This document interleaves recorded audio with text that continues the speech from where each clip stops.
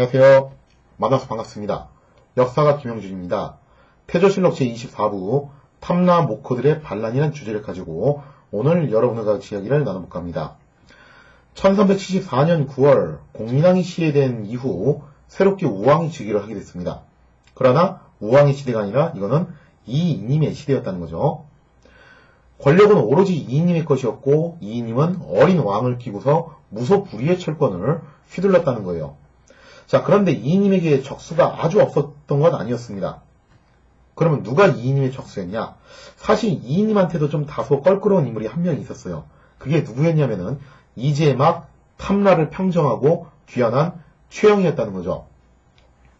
잠깐 좀 시간을 뒤로 거슬러 올라가면요. 공민왕이 시해되기 직전이었던 1374년 7월이었습니다. 그러니까 공민왕 시해되기 딱 2달 전이었죠. 그때 고려는 원 제국이 북방으로 패퇴하고 명 제국이 새롭게 중원의 패자로 떠오르면서 명과의 관계의 문제로 굉장히 골머리를 썩고 있었어요. 나중에도 이제 또 계속 거론이 되겠지만 이때 당시 명태조 주원장은 여러모로 의심도 많고 하여튼 그냥 성격도 되게 요상한 인물이었어요. 그것 때문에 이제 그때 당시 명의 개국공신들도 여러 차례 피해를 봤는데 애석하게도 주원장이 상당히 이제 좋지 않은 시각으로 쳐다봤던 나라가 또 어디였냐면은 고려였다는 거죠. 그래서 고려에 대해서는 늘상 의심의 눈초리를 거두지 않았으며 하루가 멀다 하고 외교적 마찰을 일으키기 일쑤였다는 겁니다. 왜 주원장이 고려에 대해서 그렇게 의심의 눈초리를 가졌냐 했을 때 여러 가지가 이유가 있겠지만 그 중에서 가장 큰 이유는 뭐였냐면은 어쨌거나 고려는 원 제국의 부마국 관계였잖아요. 자, 그래서 이런 점 때문에 근본적으로 따지고 봤을 때 고려는 결국에는 원과 한 통속이 아니냐 그런 의구심을 좀 가졌던 것 같아요. 자, 그래서 고려는 이런 의구심을 불식시키고 신흥 강국인 명의 비위를 거스르지 않기 위해 외교적으로 정말 최선의 노력을 다했다는 거죠. 해달라는 거 다 해줬어요, 진짜. 근데 문제가 뭐냐면은 날이 갈수록 명은 더 곤혹스러운 요구를 고려에 해댔다는 겁니다. 특히 명은 북원을 비롯한 지금 현재 원 제국이 북방으로 쫓겨나가서 북원이 됐죠.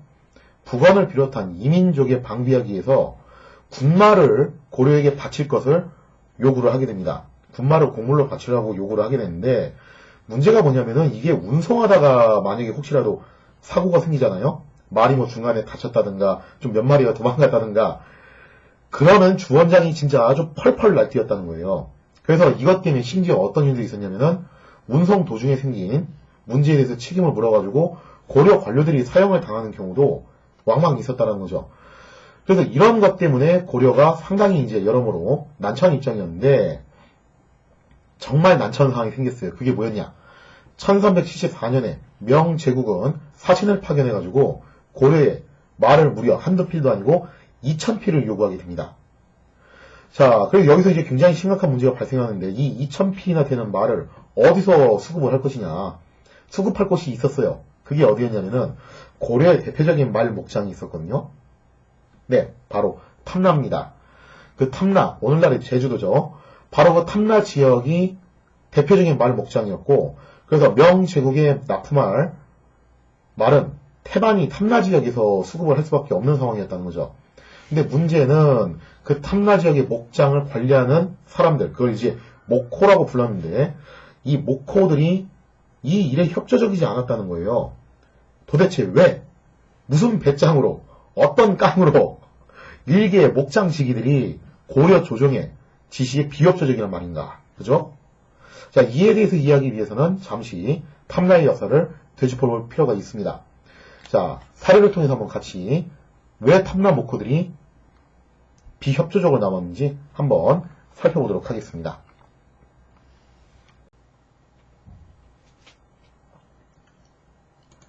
자, 본래 탐나는요, 먼 고대부터 독자적인 국가였어요.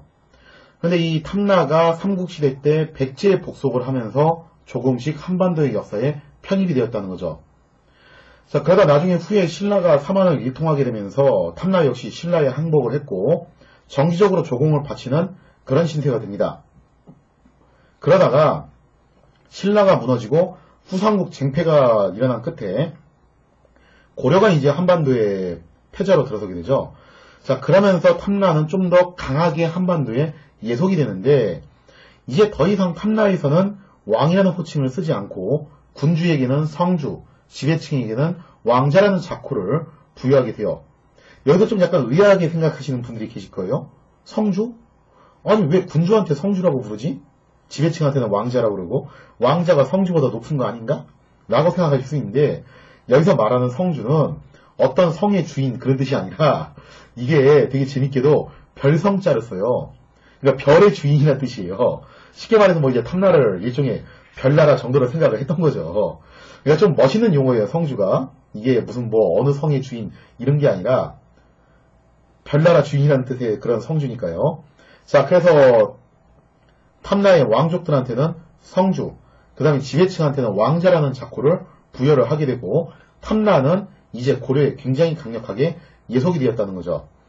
그러다가 고려 숙종 무렵에는 탐라국을 아예 탐라군으로, 즉 국에서 군으로 이제 계층을 하면서 사실상 고려의 지방행정 단위로 편입이 되는 그런 모습을 보여주게 됩니다.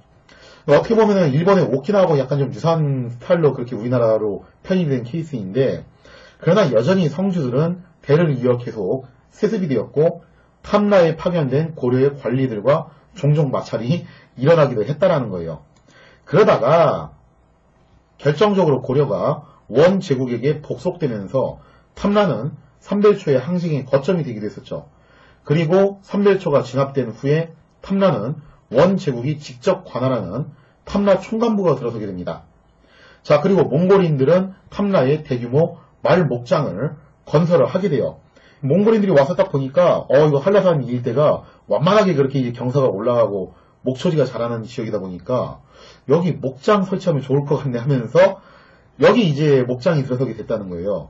그래서 일설에는 한라산 중턱 부근, 원래 여기는 사람이 잘 안 살던 지역인데 이 지역이 이때 원제국의 지배를 받으면서 개발이 되었다라는 그런 이제 견해도 있어요.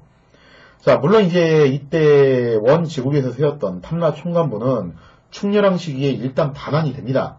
그러나 탐라에서 운영되었던 말 목장은 여전히 몽골인 목동이었던 목호들에 의해서 운영이 되었다는 거죠. 그러니까 그때 목장을 관리했던 목장지기들을 몽골에서 직접 데리고 왔어요.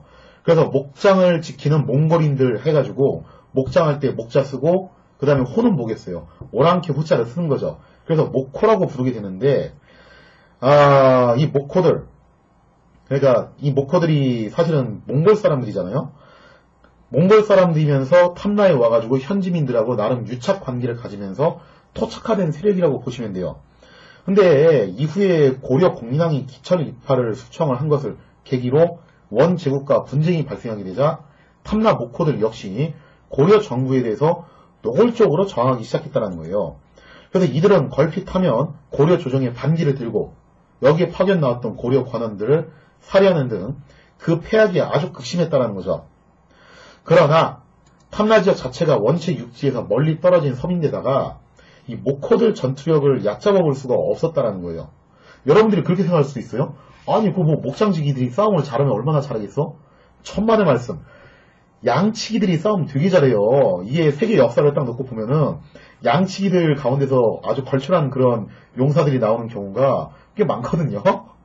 양치기 그 용사 계보가 꽤 있는데, 물론 여긴 양치기가 아니라 말치기죠. 말치기나 양치기나 하여튼 간에 공통점이 뭐냐면은, 첫째, 험준한 지역에서 조직 생활을 한다는 거. 그래서 자기들끼리 단결력, 조직력이 애초부터 좋아요.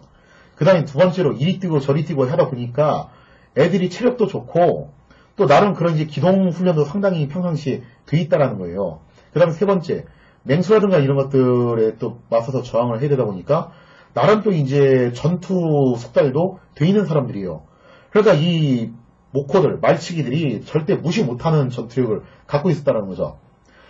자, 그래서 이제 당시 고려 조정에서는 탐라 목호들을 원래 진압을 하려고 몇 차례 시도는 했는데 잘 안 돼요, 그게. 그러다가 명제국에서 탐라 목장의 말들을 요구를 하기 시작하면서 너네가 정 우리의 의심을 피하고 싶으면은 원과 관계를 끊었다. 더 이상 이제 북원과 관계를 갖지 않고 있다는 것을 입증하고 싶으면은 우리한테 뭐를 바쳐라. 말을 바쳐라. 라고 그렇게 요구를 하기 시작했다는 거죠. 자, 그러면서 고려 조정과 탐라 목호들 사이에서의 갈등은 더 극에 달하게 되는데 왜 이것 때문에 더 극에 달하게 되었냐? 한번 사료의 내용을 살펴보겠습니다. 한 방언이 제주에 도착하자 하치인, 여기서 말하는 하치가 바로 목호예요. 목호를 이제 하치라고 불렀어요. 하치인 시데리비스, 샤우쿠투부카, 관음보 등이 우리들이 어찌 감히 원나라 세조 황제께서 방목하시던 말을 명나라에 바칠 수 있겠습니까? 라고 거절하면서 300필만 보냈다. 약간 좀 이제 좀 어떻게 보면 재밌는 행동을 하는 건데 탐라 목호들이 뭐라고 얘기하냐면은 아니 여기 탐라 목장은 옛날에 원세조 쿠빌라이 칸께서 만드신 곳이다. 근데 여기서 기른 말은 당연히 원제국의 말인데 이거를 우리의 적국인 명에게 어떻게 바칠 수 있겠냐 이거죠. 우리가 이 말을 명에게 바치면은 명의 군대는 이 말을 타고서 우리 조국을 공격할 거 아니냐 이거예요. 못하겠다 이거예요. 그런데 탐라 목호들이 참 재밌는 게 뭐냐면은 그렇다고 해서 얘들이 고려 조정하고 마냥 싸웠던 건 아니에요.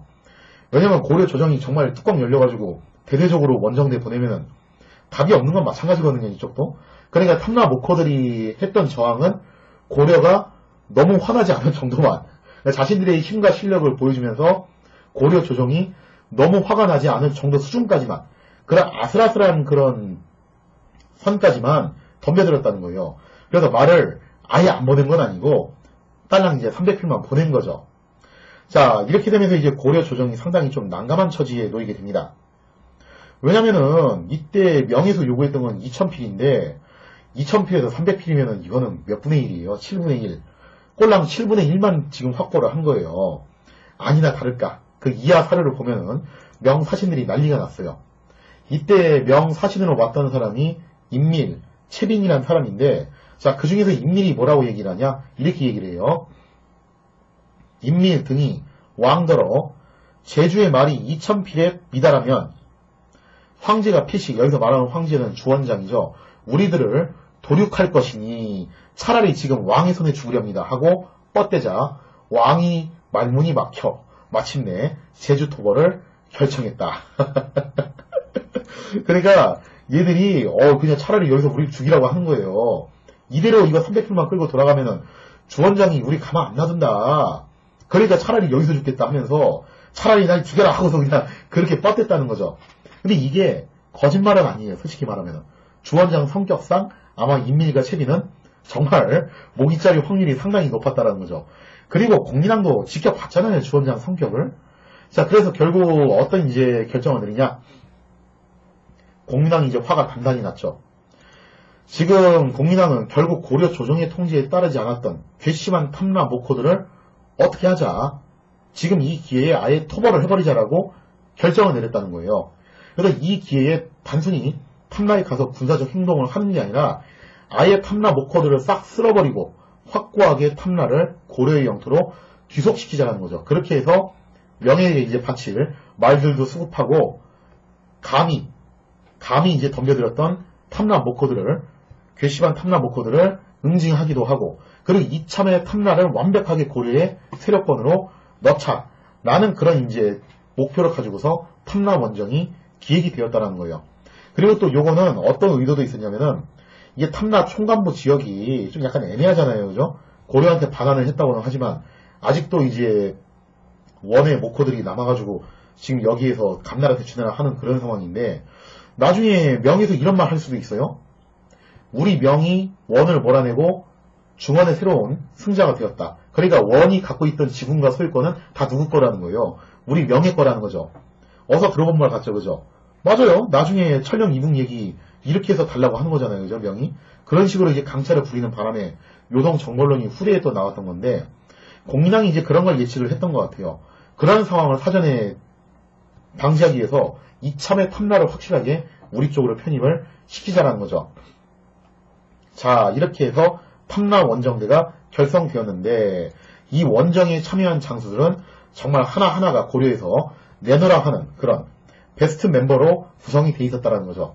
과연 누가 탐라 원정에 참전을 하게 되는 건가? 거기에 대한 이야기는 다음번 사료를 통해서 같이 살펴보도록 하겠습니다.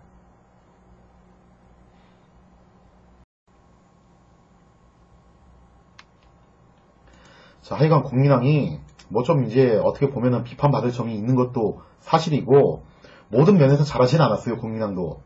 그래서 개혁군주라는 이미지 치고는 국민당도 좀 문제점도 상당히 많이 노출시킨 그런 군주였다는 거죠. 근데 국민당의 가장 큰 특징 중 하나가 뭐냐면은, 일단 자기한테 기어 오르는 놈들은 절대 안 봐준다는 거예요. 그게 뭐가 됐든지 간에 기철 일파가 됐던지, 그죠? 신돈이 됐던지, 탐나 말치기들이 됐던지, 하여간에 그 꼴은 절대 못 봐줘요. 그래서 기샤인 테무르를 응징하기 위해서 총력을 기울여서 요동 정벌 나간 것처럼 이번에 탐나도 마찬가지로 총력을 기울여서 원정을 결정을 하게 됩니다. 그러니까 이런 결단성 자체는 상당히 있는 편이에요. 자, 이렇게 해서 탐나 원정대가 결성되는데 그 구성 인원이 어떻게 되어 있었냐? 사례를 통해서 한번 같이 보겠습니다. 7월 최영을 양광도, 전라도, 경상도 도통사로, 염흥방을 도병마사로, 이희필, 변안열을 양광도 원수로, 목인길, 임견미를 전라도 원수로, 지윤, 나세를 경상도 원수로, 김유를 삼도 조전 원수 겸 서해도 교주도 도순무사로 각각 삼고, 전함 314척과 군사 25,600명을 동원해 제주를 토벌하게 하였다. 지금 규모가 어마어마하죠. 자, 일단 지금 여기 최고 지휘관으로 임명된 게 최영이에요. 최영은 당시 뭐 고려에서 내노라 하는 최고의 명장이었죠. 이성기와 더불어서 원투 스트라이크 펀치를 담당하는 사람이 최영이었습니다. 그 다음에 최영 휘하에 있는 사람이 염흥방. 이 사람은 이제 문관으로서 도병마사 직책을 맡게 됐고요. 그 다음에 변한열 같은 경우도 이 시대에 상당한 명장으로 인정을 받았던 사람이었죠. 그 다음에 이제 임견미 같은 경우, 성격은 상당히 문제가 있는데, 임견미, 지윤, 둘 다 용맹성은 꽤 인정을 받았던 장수들이에요. 그리고 나세 같은 경우는, 뭐 아시는 분들 계시겠지만, 최무성과 함께 진포해전에서 왜구들을 소탕한 전력이 있는 그런 장수였죠.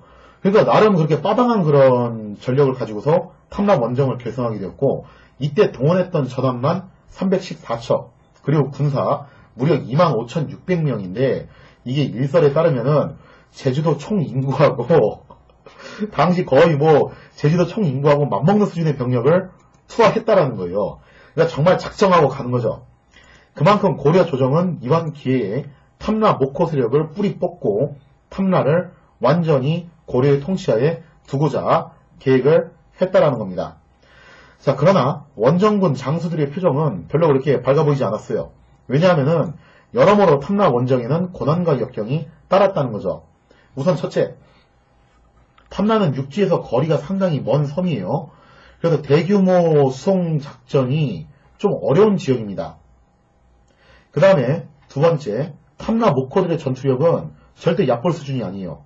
그러니까 제가 이제 좀 전에도 말씀드렸지만 양치기들이 싸움을 굉장히 잘한다고 했죠. 그 유명한 성경이 나오는 다윗, 이 사람은 양치기 출신이에요. 로마의 건국초라고 할 수 있는 로물루스도 뭐 양치기 생활 좀 했습니다. 이렇게 좀 양치기 계보들 중에서 진짜 유명한 그런 전사들이 꽤 많이 나오기 때문에 양치기들 절대 무시 못해요. 물론 여기서는 양치기가 아니고 말치기긴 한데, 자, 아무튼 간에 목호들의 전투력 또한 결코 얕잡아 볼 수 없었다는 거죠. 무엇보다도 가장 걱정됐던 게 뭐냐면은 탐라의 주민들이 누구 편인지 명확하지 않았다는 거죠. 자, 이게 무슨 얘기냐? 그러니까 고려 조정 입장에서는 이게 좀 의심스러운 거예요. 지금 탐라 목호들이 저런 식으로 고려 조정에 대놓고 이렇게 막 반기를 드는데, 그런 탐라의 주민들은 어떤 입장이냐 이거죠. 자, 지금 탐라의 주민들이 어떤 입장이냐 했을 때 고려 조정에서는 이런 의심을 하고 있는 겁니다. 혹시 탐라의 주민들도 탐라 목호들과 한 통속이 아니냐? 그럼 우리가 여기에 상륙했을 때 온 주민들이 나서서 달려들면은 이거 되게 곤란한 처지에 놓이는 거 아니냐?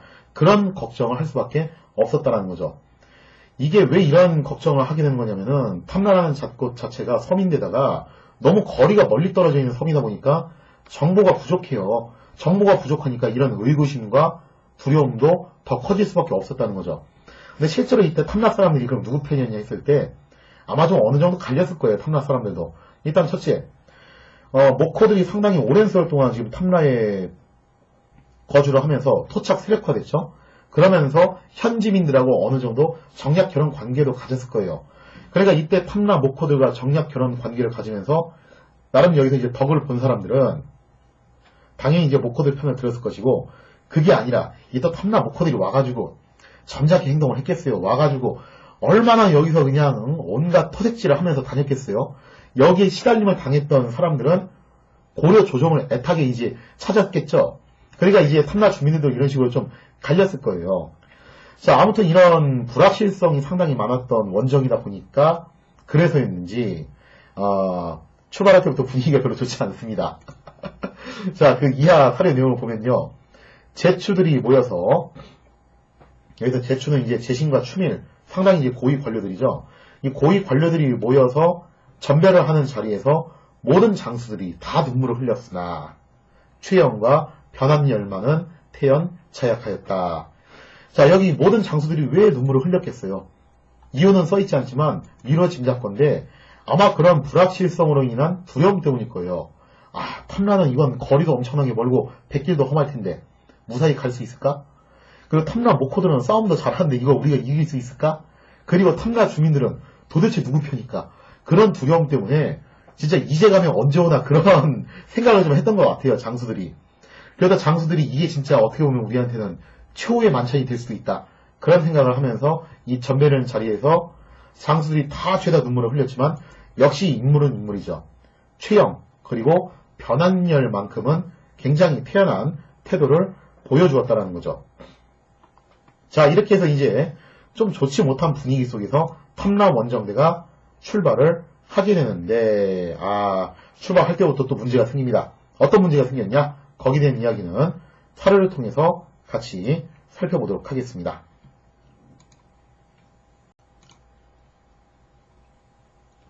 (1374년 8월) 탐라 원정군은 마침내 나주에 직결해서 열병식을 갖추게 됩니다.